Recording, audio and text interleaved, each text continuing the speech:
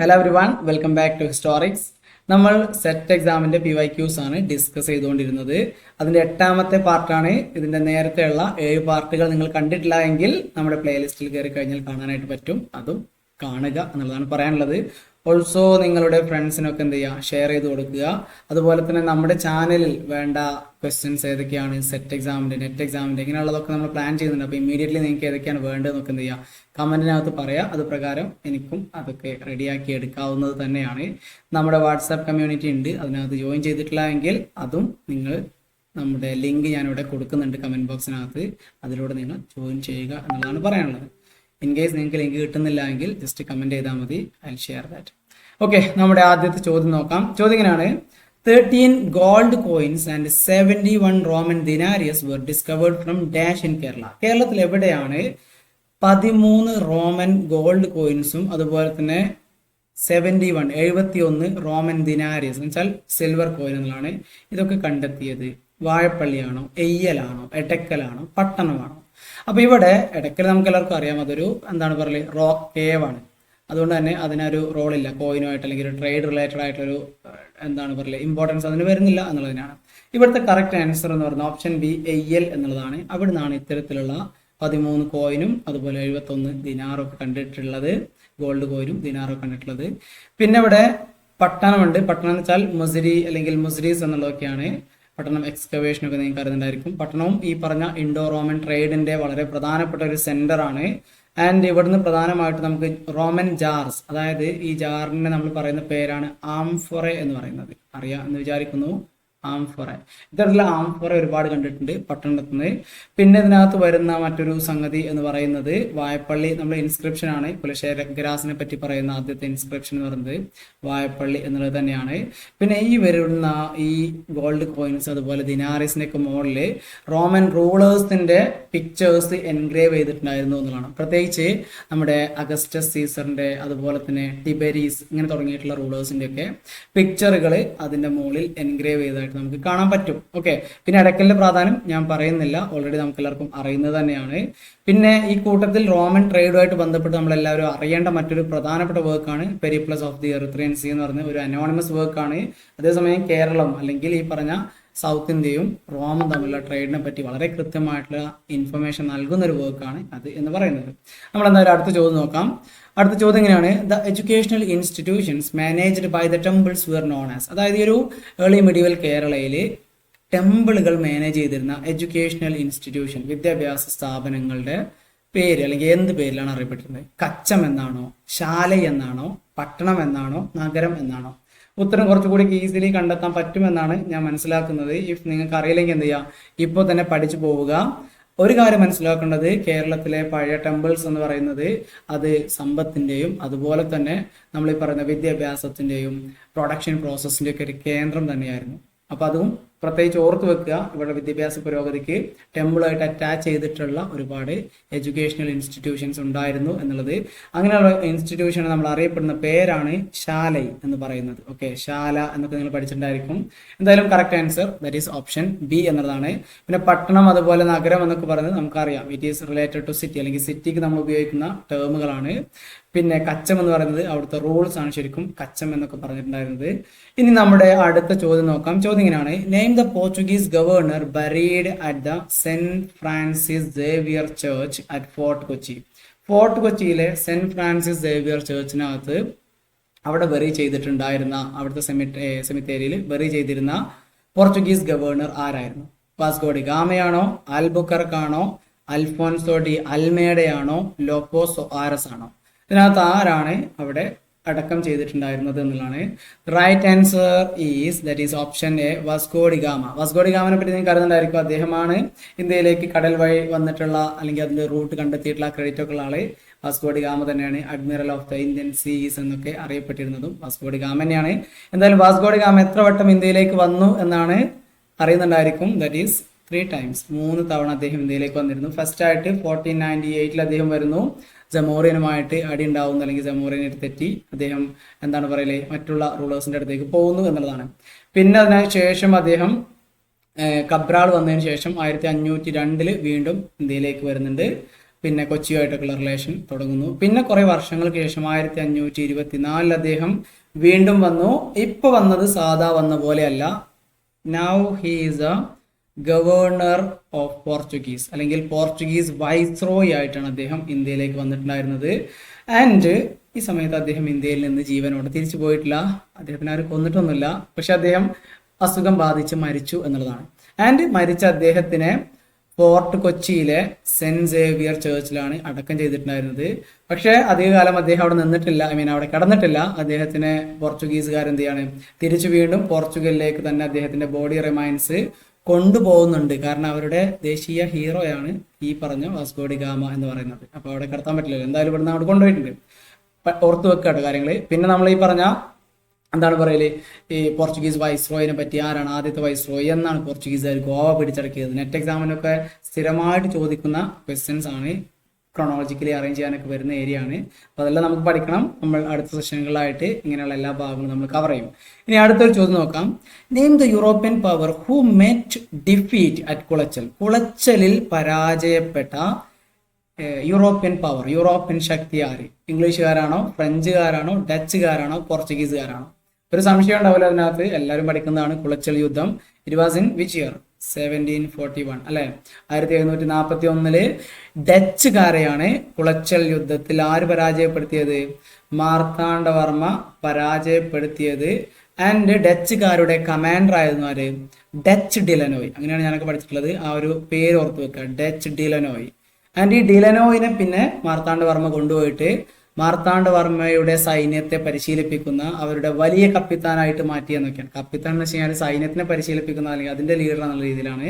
എന്തായാലും കുളച്ചൽ യുദ്ധത്തിന്റെ മറ്റൊരു പ്രത്യേകത എന്ന് പറയുന്നത് ഇന്ത്യൻ ചരിത്രത്തിൽ അല്ലെങ്കിൽ ചരിത്രത്തിൽ ആദ്യമായിട്ട് ഒരു യൂറോപ്യൻ പവറിനെ ഡിഫീറ്റ് ചെയ്യുന്ന റൂളറായിട്ട് ആര് മാറുന്നുണ്ട്? മാർത്താണ്ഡവർമ്മ മാറുന്നുണ്ട്. ഈ കേരള ഹിസ്റ്ററിയിൽ മാർത്താണ്ഡവർമ്മനെ പറ്റി നമുക്ക് ഒരുപാട് പഠിക്കാനുണ്ട്. അദ്ദേഹത്തിന്റെ തൃപ്പടിദാനം, അദ്ദേഹത്തിന്റെ റവന്യൂ, അതുപോലെയായിട്ടുള്ള അതിനകത്ത് ബന്ധപ്പെട്ട ചേഞ്ചസ്, ഇങ്ങനെ തുടങ്ങിയ ഒരുപാട് കാര്യങ്ങളുണ്ട്. നമ്മളിപ്പോൾ അതിലേക്ക് പോകുന്നില്ല, ജസ്റ്റ് സൂചിപ്പിച്ചു എന്നേ ഉള്ളൂ. അപ്പോൾ നമ്മുടെ അടുത്ത ചോദ്യം എന്ന് പറയുന്നത് ഒരു match the following type question ആണ്. ഇവിടെ സ്വരൂപംസ് ഉണ്ട്, അത് ഏത് റീജിയൻ ആണ് എന്നുള്ളത് എന്ത് ചെയ്യണം, മാച്ച് ചെയ്യണം. നോക്കാം. നെടിയിരുപ്പ് സ്വരൂപം, തൃപ്പാപ്പൂർ സ്വരൂപം, പെരുമ്പടപ്പ് സ്വരൂപം, എളയടത്ത് സ്വരൂപം. വളരെ ഈസി ആയിട്ടുള്ള ചോദ്യമാണ്. ഇവിടെ കറക്റ്റ് ആൻസർ എന്ന് പറയുന്നത് ഓപ്ഷൻ എ ആണ്. അതായത് നെടിയിരുപ്പ് സ്വരൂപം എന്ന് പറയുന്നത് കാലിക്കറ്റിനെയാണ് നമ്മൾ നെടിയിരുപ്പ് സ്വരൂപം എന്ന് പറയുന്നത്. അതിന് തൃപ്പാപ്പൂർ സ്വരൂപം എന്ന് പറയുന്നത് തൃപ്പാപ്പൂർ, അതായത് ട്രാവങ്കൂർ, തിരുവിതാംകൂർ ആണ് തൃപ്പാപ്പൂർ സ്വരൂപം. ദെൻ പെരുമ്പടപ്പ് സ്വരൂപം എന്ന് പറയുന്നത് കൊച്ചിയാണ്. ഇതൊക്കെ ആ ഒരു പേരിന്റെ ഒരു പ്രാധാന്യം വെച്ചിട്ട് എന്ത് ചെയ്യാം, പെരുമ്പടപ്പ്, കൊച്ചിക്കാരൊക്കെ കുറച്ച് പെരുമ്പട്ടപ്പാണെന്നൊക്കെ വിചാരിച്ചിട്ടൊക്കെ കണക്ട് ചെയ്ത് വെക്കുക. പിന്നെ നെടിയിരുപ്പാണ് കാലിക്കറ്റ്. പിന്നെ തൃപ്പാപ്പൂർ എന്നുള്ളത് സുഖമായിട്ട് ട്രാവങ്കൂറിലേക്ക് കൊണ്ടുപോകാൻ പറ്റും. ദെൻ ലാസ്റ്റ് എളയടത്ത് സ്വരൂപം ഉണ്ട്, അത് കണക്ടിങ് വിത്ത് കൊട്ടാരക്കര. ഓക്കെ, ഈ രീതിയിലാണ് സ്വരൂപംസ് വരുന്നത്. ഇങ്ങനെയാണ് അതിന്റെ കറക്റ്റ് ആൻസർ, കറക്റ്റ് മാച്ചിങ് ആയിട്ടുള്ളത്. ഇനി അടുത്ത ഒരു ചോദ്യം നമുക്ക് നോക്കാം. The treaty that mentioned Travancore as a friend and അലൈ ഓഫ് ദ ഇംഗ്ലീഷ്. ഇംഗ്ലീഷുകാരുടെ ഒരു സുഹൃത്ത് രാജ്യമാണ്, ഒരു സഖ്യമാണ് ട്രാവൻകൂർ എന്ന് പറയുന്നത്. ഏത് ട്രീറ്റിയാണ്? ട്രീറ്റി ഓഫ് മദ്രാസ് ആണോ, ട്രീറ്റി ഓഫ് മാംഗ്ലൂർ ആണോ, ട്രീറ്റി ഓഫ് സെരിംഗപട്ടണമാണോ, ട്രീറ്റി ഓഫ് മാവേലിക്കരയാണോ? ഇവിടുത്തെ ഒരു പ്രധാനപ്പെട്ട സവിശേഷത എന്താണെന്ന് വെച്ചാൽ, മൈസൂർ യുദ്ധത്തിൽ ടിപ്പുവിനെ ഡിഫീറ്റ് ചെയ്യുക, അല്ലെങ്കിൽ എന്താണ് ടിപ്പുവിന്റെ എതിരെ സൈൻ ചെയ്തിട്ടുള്ള ഒരു ട്രീറ്റിയാണ് ഇവിടെ വരുന്നത്.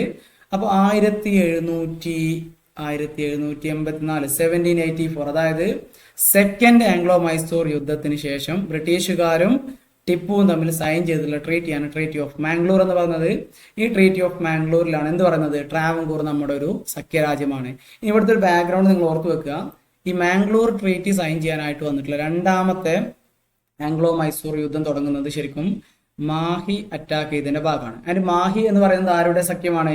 ടിപ്പുവിന്റെ, അല്ലെങ്കിൽ ഫ്രഞ്ചുകാർ ടിപ്പുവിന്റെ സഖ്യമാണ്. ഫ്രഞ്ചുകാരുടെ ഒരു റീജിയൻ ആണ്, പോണ്ടിച്ചേരിയുടെ ഭാഗമായിട്ട് വരുന്നതാണ് മാഹി എന്ന് പറയുന്നത്.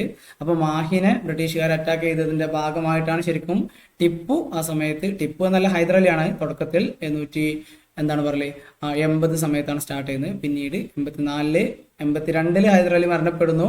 ഓക്കെ, 1782 ഹൈദരാലി ലുക്കിയമെ ബാധിച്ച് മരിച്ചു എന്നാണ്. എന്തായാലും ഹൈദരാലി മരിച്ചതിന് ശേഷം പിന്നെ ഇതിന്റെ ലീഡർഷിപ്പ് എന്ന് പറയുന്നത് ടിപ്പുവിന്റെ കയ്യിലായിരുന്നു. 84 ട്രീറ്റി ഓഫ് മാംഗ്ലൂർ സൈൻ ചെയ്യുന്നത് ടിപ്പു ആണ്. ആൻഡ് ഈ ട്രീറ്റിയുടെ അകത്താണ് ട്രാവൻകൂർ ബ്രിട്ടീഷുകാരുടെ അലൈ ആണ് എന്ന് പറയുന്നത്. സോ നേരത്തെ മാഹി എന്ന് പറയുന്ന ടിപ്പുവിന്റെ അലയായിരുന്നെങ്കിൽ ഇപ്പം എന്ത് ചെയ്യാണ്, ട്രാവൻകൂർ എന്നുള്ള ഞങ്ങളുടെ അലയാണ്, അവനെ തൊടാൻ പോകരുത് എന്നൊക്കെ ബ്രിട്ടീഷുകാർ അവിടെ പറയുന്നുണ്ട്. പക്ഷേ അടുത്ത യുദ്ധം എന്നാണ് 1792 അല്ലെ, തേർഡ് ആംഗ്ലോ മൈസൂർ യുദ്ധം വരുന്നത് ശരിക്കും ടിപ്പു ട്രാവൻകൂറിനെ അറ്റാക്ക് ചെയ്തു എന്നുള്ള കാരണത്തിന്റെ പുറത്താണ് എന്നുള്ളതും ഓർത്തു വെക്കുക. ആൻഡ് മൂന്നാമത്തെ യുദ്ധം അവസാനിക്കുന്നത് ട്രീറ്റി ഓഫ് സെരിംഗപട്ടണം, അതായത് ഇത്രയും നീളത്തില് തിരുവിതാംകൂർ അല്ലെങ്കിൽ തിരുവനന്തപുരത്തിന് അറ്റാക്ക് ചെയ്തതുമായിട്ട് ബന്ധപ്പെട്ട് നടന്നിട്ടുള്ള മൂന്നാമത്തെ യുദ്ധം, തേർഡ് യുദ്ധം നടക്കുന്നത് തിരുവനന്തപുരത്തിന് അറ്റാക്ക് ചെയ്തതിന്റെ ഭാഗം അല്ലെങ്കിൽ ട്രാവൻകൂറിനെ അറ്റാക്ക് ചെയ്തതിന്റെ ഭാഗമായിട്ടാണ് തേർഡ് ട്രാവൻകൂർ. ആ ടി വെച്ചിട്ട് കണക്ട് ചെയ്യുക. പിന്നെ അതിനകത്ത് യുദ്ധത്തിന് ശേഷം ഈ തിരുവിതാംകൂറിനെ അറ്റാക്ക് ചെയ്തതിന്റെ ഭാഗമായിട്ട് അവസാനിച്ചിട്ടുള്ള ആ ഒരു യുദ്ധത്തിൽ സൈൻ ചെയ്തിട്ടുള്ള ട്രീറ്റി എന്ന് പറയുന്നത് ട്രീറ്റി ഓഫ് ശ്രീരംഗപട്ടണം എന്നാണ്. അതും ഒരു നീളത്തിലുള്ള പേരാണെന്നൊക്കെ വെച്ചിട്ട് കണക്ട് ചെയ്ത് വെക്കുക. പിന്നെ ട്രീറ്റി ഓഫ് എന്താണ് പറയല്, ഐക്ല ഷപ്പേൽ അല്ലെങ്കിൽ ഐല ഷപ്പേൽ എന്നുള്ളതാണ്. അതിലാണ് ആദ്യത്തെ യുദ്ധം അവസാനിക്കുന്നത്. 1767 സമയത്താണ് യുദ്ധം അവസാനിക്കുന്നത്. എന്തായാലും പറഞ്ഞു വന്നത് അതിൽ മദ്രാസ് എന്ത് ചെയ്തിട്ട് ബ്രിട്ടീഷുകാർക്ക് തിരിച്ചു കൊടുത്തിട്ടുണ്ടായിരുന്നു. ഇതൊക്കെയാണ് ടിപ്പുവും അതുപോലെയുള്ള ബ്രിട്ടീഷുകാരുമായിട്ടുള്ള ആംഗ്ലോ മൈസൂർ വാറുമായിട്ടും ട്രീറ്റുമായിട്ടൊക്കെ ബന്ധപ്പെട്ട് വരുന്ന പ്രധാനപ്പെട്ട ഏരിയാസ് എന്ന് പറയുന്നത്. ആൻഡ് ഓൾസോ ഓർത്ത് വെക്കുക, there was 4 wars in total. Mysore എന്നുള്ളവർക്ക് 4 ഉണ്ട് അല്ലെ, ആ ലാസ്റ്റിലെ മൈസൂർ എന്നുള്ള ആ സൗണ്ട് വെച്ച് പിടിക്കുക. എന്തായാലും 4 യുദ്ധങ്ങളാണ് ഉണ്ടായിരുന്നത്. ആൻഡ് ഈ 4ാമത്തെ യുദ്ധത്തിന് ശേഷം ട്രീറ്റി ഒന്നുമില്ല, കാരണം ടിപ്പു മരിച്ചു എന്നുള്ളതാണ്. ഓക്കെ, യുദ്ധത്തിൽ തന്നെ ബാറ്റിൽ ഫീൽഡിൽ തന്നെ ടിപ്പു മരണപ്പെട്ടു എന്നുള്ളതാണ്. ഇനി നമ്മുടെ രണ്ടാമത്തെ ചോദ്യം നോക്കാം. The princely state of Cochin came under the subsidiary alliance in. ഏത് വർഷത്തിലാണ് കൊച്ചിൻ സ്റ്റേറ്റ് സബ്സിഡറി അലയൻസിന് കീഴിൽ വന്നത്? അപ്പൊ ഇവിടെ നിങ്ങൾ ആലോചിക്കേണ്ട ഒരു ബാക്ക്ഗ്രൗണ്ട് ആണ്. അതായത് 1850 ഒരു എന്താണ് പറയല് കലാപം നടന്നിട്ടുണ്ടായിരുന്നു. ആരുടെ കലാപമാണ്? വേലുത്തമ്പി ദളവ, കേട്ടിട്ടില്ലേ?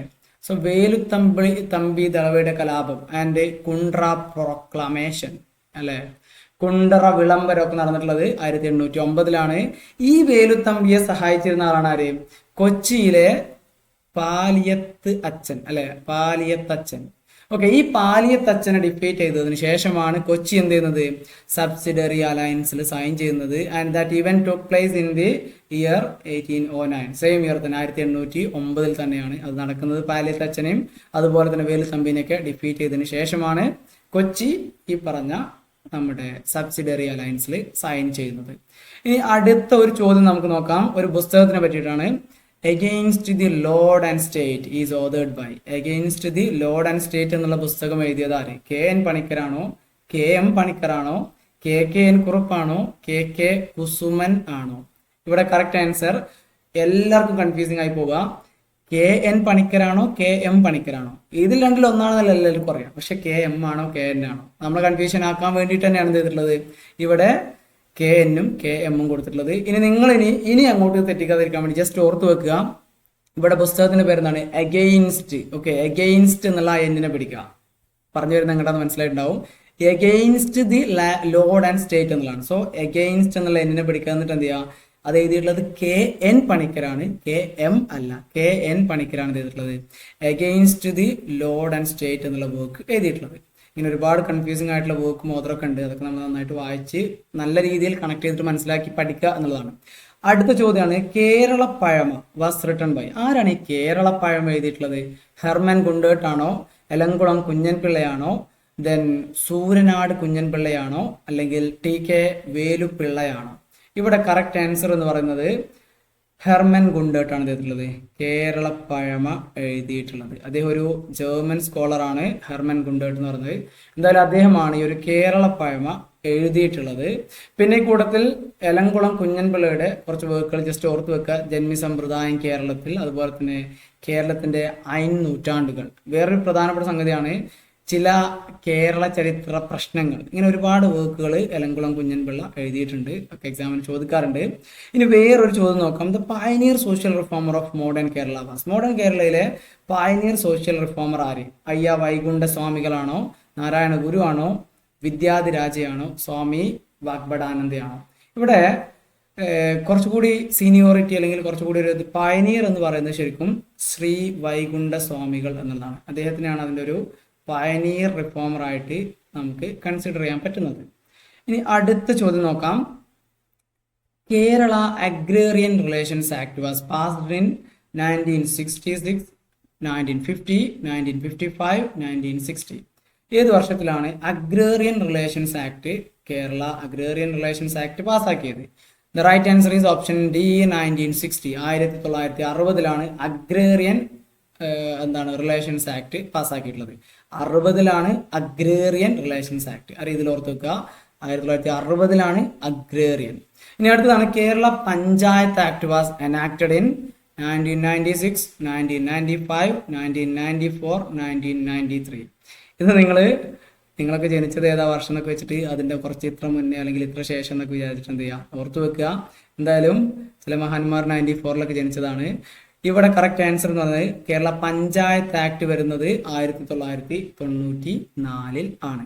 ഇനി അടുത്ത ചോദ്യം നോക്കാം. Point out the legislation that denied absolute proprietorship of the land.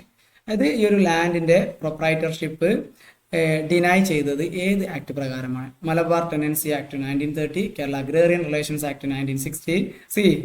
ഇങ്ങനെയൊക്കെയാണ് നമുക്ക് ക്വസ്റ്റ്യൻ ഉള്ളത്. ഇവിടെ ഈ ഒരു ചോദ്യത്തിന്റെ ഉത്തരമാണ് ഇവിടെ കൊടുത്തിട്ടുള്ളത്, കണ്ടോ? അപ്പൊ അങ്ങനെയൊക്കെ ചിലപ്പോൾ ക്വസ്റ്റ്യൻസ് ഒക്കെ വരും എന്നുള്ളതാണ്. ഇനി അടുത്തത് Kerala land relations act 1963, Kerala municipal act, date ഒന്നും കൊടുത്തിട്ടില്ല. ഇവിടെ കറക്റ്റ് ആൻസർ എന്നുള്ളത് ഓപ്ഷൻ ഏതായിരുന്നു? കറക്റ്റ് ആൻസർ എന്ന് പറയുന്നത് option A, Malabar tenancy act 1930 എന്നുള്ളതാണ്. അത് പ്രകാരം ഇവരുടെ ഈ ലാൻഡ് റിലേഷനുമായിട്ട് ബന്ധപ്പെട്ടിട്ടുള്ള കുറച്ച് അവകാശങ്ങളൊക്കെ നഷ്ടപ്പെടുന്നു ലാൻഡ് ലോഡ്സിന്. ആൻഡ് അവിടുത്തെ ടെനൻസിന് എന്ത് ചെയ്തിട്ടുണ്ട്, കുറച്ച് ആനുകൂല്യങ്ങളൊക്കെ കിട്ടിയിരുന്നു എന്നുള്ളതാണ്. ഇനി വേറൊരു ചോദ്യം നോക്കാം. ഒരു സ്റ്റേറ്റ്മെന്റ് ആണ്, a prince among painters and a painter among princes was. ആരാണിത്? അതായത് പെയിന്റേഴ്സിനിടയിലുള്ള രാജകുമാരൻ, അതുപോലെ തന്നെ രാജകുമാരന്മാർക്കിടയിലുള്ള പെയിന്റർ. അതാര്? ഉദയവർമ്മ, കേരളവർമ്മ, രാജ രവിവർമ്മ, AR രാജരാജവർമ്മ. ഇവിടുത്തെ കറക്റ്റ് ആൻസർ എന്ന് പറയുന്നത്, മറന്നുകൊണ്ട, പേരിൽ തന്നെ രാജ ഉണ്ട്. ആൻഡ് രാജ രവിവർമ്മയാണ് ചെയ്തിട്ടുള്ളത്. ഈ പറഞ്ഞ പെയിന്റേഴ്സിന്റെ രാജകുമാരനും അതുപോലെ രാജകുമാരന്മാർക്കിടയിലുള്ള പെയിന്റർ എന്ന് പറയുന്നത്. പെയിന്റേഴ്സിന്റെ രാജകുമാരൻ എന്ന് പറയാൻ പിന്നെ പ്രത്യേകിച്ച് നമുക്ക് കാരണം കാണിക്കേണ്ട ആവശ്യമൊന്നുമില്ല. അയാളുടെ ഒരു പിക്ചർ നോക്കിക്കഴിഞ്ഞാൽ തന്നെ നമുക്കത് മനസ്സിലാവും. ഇനി അടുത്തത് പിക്ചർ ഇൻ ദ സെൻസ് അയാളുടെ പെയിന്റിങ്. ഓക്കെ, അടുത്തത് രാജകുമാരന്മാർക്കിടയിലുള്ള പെയിന്റർ ആവുന്നത് എങ്ങനെയാണെന്നുള്ളതാണ്. അദ്ദേഹം actually he was having the link with the Kilimanoor royal family എന്നുള്ളതാണ്. അപ്പോൾ കിളിമാനൂർ റോയൽ ഫാമിലി ആയിട്ട് അല്ലെങ്കിൽ ആ ഒരു കുടുംബത്തിൽ വരുന്ന ആളായതുകൊണ്ടാണ് അദ്ദേഹം രാജകുമാരന്മാർക്കിടയിലുള്ള പെയിന്റർ എന്നൊക്കെ അറിയപ്പെടുന്നത്. ഇനി അടുത്ത ചോദ്യമാണ്, dash is known as Kerala Panini. ആരാണ് ഈ കേരള പാണിനി? AR രാജരാജവർമ്മ, കേരളവർമ്മ, ഉദയവർമ്മ, രാജ രവിവർമ്മ. ഇവിടുത്തെ സെയിം ഓപ്ഷനൊക്കെ തന്നെയാണ്, പക്ഷെ ഉത്തരം വേറാണ്. ഇവിടുത്തെ കറക്റ്റ് ആൻസർ എന്ന് പറയുന്നത് ആരാണ് ഈ കേരള പാണിനി എന്നറിയപ്പെടുന്നത് എന്നുള്ളതാണ്. അതായത് ഓപ്ഷൻ എ, AR രാജരാജവർമ്മയാണ് കേരള പാണിനി എന്ന് പറയുന്നത്. ആൻഡ് അദ്ദേഹം എഴുതിയിട്ടുള്ള വർക്ക് തന്നെയാണ് കേരള പാണിനീയം എന്ന് പറയുന്നത്. And this Raja Raja Varma was a grammarian. അദ്ദേഹം ഒരു ഗ്രമേറിയൻ ആയിരുന്നു. ഓക്കെ, ഒരു എന്താണ് ഗ്രമേറിയൻ എന്ന് പറയുമ്പോൾ നമ്മളെന്താ പറയല്? ഗ്രാമറിന്റെ ആണ്. ഓക്കെ, മറന്നുപോയി. എന്തായാലും ഒരു ഗ്രമേറിയൻ ആയിരുന്നു അദ്ദേഹം. ഇനി അടുത്തത് നമ്മുടെ അടുത്ത ചോദ്യം നോക്കാം. ചോദ്യം ഇങ്ങനെയാണ്, in 1956 Father Henry Heras proposed a theory that the Indus script is Dravidian, Semitic, proto Dravidian, Sanskritic. അതായത് ഫാദർ ഹെൻറി ഹെറാസ് 1956 പറഞ്ഞത് ഇൻഡസ് സ്ക്രിപ്റ്റ് ഏത് തരത്തിലുള്ളതാണ് അല്ലെങ്കിൽ എന്ത് തിയറിയാണ് അദ്ദേഹം മുന്നോട്ട് വെച്ചിട്ടുള്ളത്? ദ്രവീഡിയൻ സ്ക്രിപ്റ്റ് ആണെന്നാണോ, സെമിറ്റിക് എന്നാണോ, പ്രോട്ടോ-ദ്രവീഡിയൻ എന്നാണോ, സാൻസ്ക്രിറ്റിക് എന്നാണോ? അദ്ദേഹം പറഞ്ഞിട്ടുള്ളത് this is A proto-Dravidian script എന്നതാണ്. ഇൻഡസ് സ്ക്രിപ്റ്റിനെ സംബന്ധിച്ച് ഹെൻറി ഹെറാസ് പറഞ്ഞിട്ടുള്ളത് അതൊരു പ്രോട്ടോ-ദ്രവീഡിയൻ സ്ക്രിപ്റ്റ് ആണ് എന്നുള്ളതാണ്. അടുത്ത ചോദ്യമാണ്, which one of the following was A megalithic culture. അതായത് മെഗാലിത്തിക് കൾച്ചറിന്റെ ഭാഗമായിട്ട് വരുന്ന ഒരു സൈറ്റ് അതിചന്നല്ലൂരാണോ, ഗുണ്ടാറാണോ, കൊടുമണലാണോ, മുസിരിയാണോ? ഇവിടുത്തെ കറക്റ്റ് ആൻസർ എന്ന് പറയുന്നത് ഓപ്ഷൻ എ, അതിചന്നല്ലൂർ എന്നുള്ളതാണ്. ഇത്തരത്തിൽ മെഗാലിത്തിക് കൾച്ചറിന്റെ ഭാഗമായിട്ടുള്ള മോണമെന്റ്സ് കണ്ടെത്തിയിട്ടുള്ള ഒരു പ്രദേശമാണ് അതിചന്നല്ലൂർ. ഇനി അടുത്തത്, the later Vedic Gangetic plain reveals the culture of the iron age, chalcolithic age, microlithic age, megalithic age. അതായത് later Vedic plain Gangetic plain ആ സമയത്ത് എന്ത് സംഭവിച്ചു എന്നുള്ളതാണ്. എന്തായാലും നമ്മുടെ മൈക്രോലിത്ത് എന്ന് പറയുന്നതാണ് മെസോളിത്തിക് ആണ്. അതൊക്കെ കുറെ മുന്നേ കഴിഞ്ഞു പോയി, അപ്പൊ അതെന്തായാലും അല്ല. പിന്നെ മെഗാലിത്തിക് എന്നുള്ളതാണ്, അത് സൗത്ത് ഇന്ത്യയിലെ അയൺ ഏജിനെ നമ്മൾ സൂചിപ്പിക്കുന്ന ഒരു ടേം ആണ്. ആൻഡ് ഗാംഗറ്റിക് പ്ലെയിനിലേക്ക് വരുന്ന സമയത്ത് ഇവിടെ കറക്റ്റ് ആൻസർ എന്ന് പറയുന്നത് ഗാംഗറ്റിക് പ്ലെയിനിൽ നമ്മൾ അതിന് ഡയറക്റ്റ് ആയിട്ട് അയണേജ് എന്ന് തന്നെയാണ് പറയുക, ചാൽക്കോളിത്തിക് ഏജ് അല്ല. കാരണം ഒരു ചാൽക്കോളിത്തിക് എന്ന് പറയുമ്പോൾ എന്താണ്, കുറെ മുന്നേ നമ്മളെന്താണ് ഈ കോപ്പറും അതുപോലെ തന്നെ സ്റ്റോണും ഒരേ സമയം ഉപയോഗിച്ചിരുന്ന കാലഘട്ടമാണ്. ഇവിടെ അയൺ എന്നുള്ള മെറ്റൽ വരുന്നുണ്ട്. കാരണം നമുക്കറിയാം ഏതാണ്ട് 1000 BC സമയത്താണ് ഇവർ എങ്ങോട്ടേക്ക് മൈഗ്രേറ്റ് ചെയ്യുന്നത്, ഗാംഗറ്റിക് പ്ലെയിനിലേക്ക് മൈഗ്രേറ്റ് ചെയ്യുന്നത്. അതിന്റെ മുന്നേ അവർ എവിടെയായിരുന്നു? They were there in Sapta Sindhu region അല്ലെ. സപ്ത സിന്ധുവിലാണ് ആരുണ്ടായിരുന്നത്? ഈ പറഞ്ഞ വേദിക് ആര്യൻസ് ഉണ്ടായിരുന്നത്. ഒരു 1500 BC മുതലൊക്കെ അവരവിടെ സെറ്റിൽ ആയിരുന്നു. ഐ മീൻ ആ സമയത്ത് കുറച്ചുകൂടി ഒരുപാട് അവരുടെ എക്കണോമിയിലൊക്കെ ഒരുപാട് ഡിഫറൻസ് ഉണ്ട്, അറിയുന്നത് തന്നെ ആയിരിക്കാം. കാരണം ആ സമയത്ത് അവരുടെ വെൽത്ത് എന്ന് പറയുന്നത് it was based on the കാറ്റിൽ വെൽത്ത് എന്നുള്ളതാണ്. കന്നുകാലികൾ, പാസ്റ്ററൽ ലാൻഡ്, ഇതൊക്കെയാണ് അവരുടെ ഏരിയ എന്ന് പറയുന്നത്. പക്ഷേ ഈ 1000 BC ശേഷം അവർ ഗാംഗറ്റിക് പ്ലെയിനിലേക്ക് മൈഗ്രേറ്റ് ചെയ്യുന്നു. ഗാംഗറ്റിക് പ്ലെയിൻ എന്ന് പറഞ്ഞാൽ ഇറ്റ് വാസ് ഫെർട്ടൈൽ, അവിടെ ഫലഭൂഷ്ടിയുള്ള മണ്ണാണ്. ഈ ഡോബ് റീജിയൻ ആണ്, ഗംഗ യമുന ഡോബ് ഉള്ളതാണ്. ആൻഡ് അവിടെ നല്ല അലൂവിയൽ സോയിൽ ഉണ്ടായിരുന്നു, കൃഷിക്ക് അനുകൂലമായിരുന്നു. ആൻഡ് ഇവരവിടെ വന്ന് ഈ ഒരു അയൺ ടൂൾസ് ഉപയോഗിച്ചിട്ട് അവിടെയുള്ള മരങ്ങളൊക്കെ വെട്ടി ഒതുക്കി, ഒരുപാട് തിയറീസ് ഉണ്ട് കേട്ടോ, കത്തിച്ചിട്ടാണ് കളഞ്ഞത്, വെട്ടി ഒതുക്കിയാണ് കളഞ്ഞത് എന്നൊക്കെ പറയുന്നുണ്ട്. എന്തായാലും അവരവിടെ കൃഷി ഇറക്കി, അവരുടെ എക്കണോമിയുടെ നേച്ചറൊക്കെ തന്നെ മാറി, ലാൻഡ് എന്നുള്ള ഇമ്പോർട്ടൻ്റ് ആയി. നേരത്തെ കാറ്റിൽ ഇമ്പോർട്ടൻ്റ് ആയിരുന്ന പോലെ ഇപ്പം എന്ത് ചെയ്യുന്നു, ലാൻഡ് ഇമ്പോർട്ടൻ്റ് ആയിട്ട് മാറുന്നു. ഇങ്ങനെയുള്ള ഒരുപാട് സംഗതികൾ അതുമായിട്ട് ബന്ധപ്പെട്ട് മനസ്സിലാക്കണം. ഇപ്പം ഞാൻ അതിലേക്ക് ഡീറ്റെയിൽ ആയിട്ട് പോകുന്നില്ല. പക്ഷെ നമ്മൾ ഹിസ്റ്ററി പഠിക്കുന്ന സമയത്ത് ആ ഒരു കണക്ഷൻ വെച്ചിട്ട് പഠിച്ചു കഴിഞ്ഞാൽ ഈസിലി നമുക്ക് ഒരു ചെയിനിൽ അത് കണക്ട് ചെയ്യാൻ പറ്റുമെന്നുള്ളതാണ്. ഒന്നും പിന്നെ മറന്നുപോകില്ല. അടുത്ത ചോദ്യം നോക്കാം. Which one of the following was a contemporary of Buddha? ഇക്കൂട്ടത്തിൽ ബുദ്ധന്റെ സമകാലികൻ ആര്? മഗാലി ബുദ്ധ, ഭദ്രായന, ബുദ്ധദത്ത, ബുദ്ധഘോഷ. ഇതിനകത്ത് കറക്റ്റ് ആൻസർ എന്ന് പറയുന്നത് ഈ മഗാലി ബുദ്ധ എന്ന് പറയുന്ന ആള് എന്ന് പറയുന്നത് മഗാലി ഗോസല എന്നുള്ളതാണ്. അദ്ദേഹമാണ് അജീവിക സെക്ടറിന്റെ ഫൗണ്ടർ എന്ന് പറയുന്നത്. ഇത്തരത്തിൽ ഈ ഒരു 6th century BC എന്ന് പറയുക, 6ാം നൂറ്റാണ്ട്, BC 6ാം നൂറ്റാണ്ട്, ലോകത്തിന്റെ തന്നെ ഒരു നവോത്ഥാന കാലഘട്ടം വരുന്നില്ല. പൗരാണിക കാലഘട്ടത്തിൽ ഒരു നവോത്ഥാന കാലമാണ് ശരിക്കും 6th century BC എന്ന് പറയുന്നത്. ആൻഡ് ഇന്ത്യയിലും ലോകത്തിന്റെ വിവിധ പ്രദേശങ്ങളിലും നമ്മുടെ ചൈനയിലും അതുപോലുള്ള നമ്മുടെ ഈ രാഷ്ട്രീയനിസം, അതുപോലെ ചൈനയിൽ കൺഫ്യൂഷനിസം, അങ്ങനെ തുടങ്ങിയിട്ടുള്ള റിലീജിയസ് അല്ലെങ്കിൽ അത്തരത്തിലുള്ള ബിലീഫുകളൊക്കെ എമേർജ് ചെയ്ത് വരുന്നത് ഈ ഒരു സമാനമായ സമയത്താണ്. ഇന്ത്യയിൽ ഈ ഘട്ടത്തിൽ എമേർജ് ചെയ്ത് വന്നത് ഏതാണ്ട് 62 ഹെറ്ററോഡോക്സ് സെക്ട് എന്നുള്ളതാണ്. അതിൽ പെട്ടിട്ടുള്ള ഒന്നാണ് ബുദ്ധിസം, മറ്റൊന്നാണ് ജൈനിസം, അതുപോലത്തെ ഒന്നാണ് അജീവിക ആൻഡ് ചർവാക. ഇതൊക്കെ ഇങ്ങനെയുള്ള 62 ഹെറ്ററോഡോക്സ് സെക്ട്, നമ്മൾ ശ്രാമണിക് സെക്ട് എന്നാ പറയാം. അതായത് വേദിക് പ്രാക്ടീസിൽ വിശ്വാസം ഇല്ലാതിരുന്ന സെക്ടുകളാണ് ബ്രാഹ്മണിക് ആൻഡ് ശ്രാമണിക്. അറിയുമെന്ന് വിചാരിക്കുന്ന അശോകന്റെ ഇൻസ്ക്രിപ്ഷനിലൊക്കെ അതിന്റെ മെൻഷൻസ് ഉണ്ട്, അല്ലെങ്കിൽ അതൊക്കെ ബേസ് ചെയ്തിട്ടാണ് അതൊക്കെ വരിക. ഏതായാലും ഇവിടെ അജീവികാസിന്റെ ഫൗണ്ടർ ആയിരുന്ന മഗാലി ഗോസല അല്ലെങ്കിൽ മഗാലി ബുദ്ധ എന്നുള്ളതാണ് ബുദ്ധന്റെ സമകാലികൻ എന്ന് പറയുന്നത്. ഈ ലാസ്റ്റ് ചോദ്യമാണ് ഈ ഒരു സെഷനിലെ. നമുക്ക് നോക്കാം. Which one of the following deciphered the Ashokan script? Ashokan script വായിച്ചെടുത്തിട്ടുള്ളത് ആര്? James Burgess, James Prinsep, George Buhler, AC Burnell. ഇവിടെ കറക്റ്റ് ആൻസർ നമുക്ക് എല്ലാവർക്കും അറിയാം. ഏതാണ്ട് 1837 James Prinsep. Okay, James Prinsep Ashokan inscription വായിച്ചെടുക്കുന്നത്. അശോകൻ ബ്രഹ്മി ഇൻസ്ക്രിപ്ഷൻസ് ഒക്കെ അദ്ദേഹം വായിച്ചെടുത്തു എന്നുള്ളതാണ്. അതിനുശേഷം ഇന്ത്യൻ ഹിസ്റ്ററിയിൽ അശോകനെ സംബന്ധിച്ചുള്ള ഒരുപാട് ഒരു ബൃഹത്തായ ഇൻഫർമേഷൻ നമുക്ക് കിട്ടി എന്നുള്ളതാണ്. സോ നമ്മൾ ഒരുപാട് ക്വസ്റ്റ്യൻസ് ഡിസ്കസ് ചെയ്തിട്ടുണ്ട്. ക്ലിയർ ആണ് എന്ന് വിചാരിക്കുന്നു. അടുത്തൊരു സെഷനിൽ കൂടുതൽ ക്വസ്റ്റ്യൻസുമായിട്ട് നമ്മൾ വരും. ആൻഡ് നേരത്തെ പറഞ്ഞ പോലെ തന്നെ നിങ്ങൾ ചാനൽ സബ്സ്ക്രൈബ് ചെയ്തില്ലെങ്കിൽ സബ്സ്ക്രൈബ് ചെയ്യുക. നിങ്ങളുടെ അഭിപ്രായങ്ങളൊക്കെ കമൻറ്റ് ചെയ്യുക. നിങ്ങൾക്ക് വേണ്ട ഏരിയാസ് ഒക്കെ ഒന്ന് കമൻറ്റ് ചെയ്യുക. നെറ്റ് എക്സാമിൻ്റെ ഇപ്പോൾ തന്നെ തുടങ്ങണോ അല്ലെങ്കിൽ കുറച്ച് കഴിഞ്ഞിട്ട് കൂടി തുടങ്ങിയാൽ മതിയോ, ആദ്യം സെറ്റ് എക്സാമിൻ്റെ ഒരു ലെവലാക്കിയിട്ട് മതിയോ, മറ്റുള്ളതൊക്കെ നിങ്ങൾ എന്ത് ചെയ്യുക, കമൻറ്റ് ചെയ്യുക. അതിൻ്റെ അടിസ്ഥാനത്തിൽ നമുക്ക് പുതിയ പുതിയ പ്ലാനുകളൊക്കെ ചെയ്യാനായിട്ട് പറ്റും എന്നുള്ളതാണ്. തൽക്കാലം ഈ ഒരു സെഷൻ വൈൻഡപ്പ് ചെയ്യാണ്. ഇതുവരെ ക്ഷമയോടെ കേട്ടിരുന്ന എല്ലാവർക്കും താങ്ക് യു. അടുത്തൊരു സെഷനിൽ കാണാം കേട്ടോ.